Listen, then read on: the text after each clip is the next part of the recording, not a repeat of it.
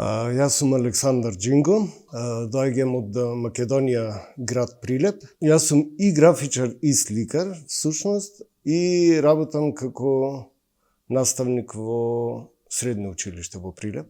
Тука имав чест да работам и во графичкиот оддел, односно да правам и графика, поточно литографија, и меѓу другото и слика, односно масло на платно, кое го работам подолго време.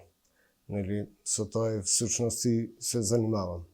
Многу ми харесва и многу сум задоволен што ме покани, нели во мојот случај ме покани Николина. Просто пленерот колонијата е за мене нешто кај што си ја потврдуваш својата креативност и споделуваш, нели, дел од своето собствено искуство со останатите членови, нели, на колонијата, односно останатите гости.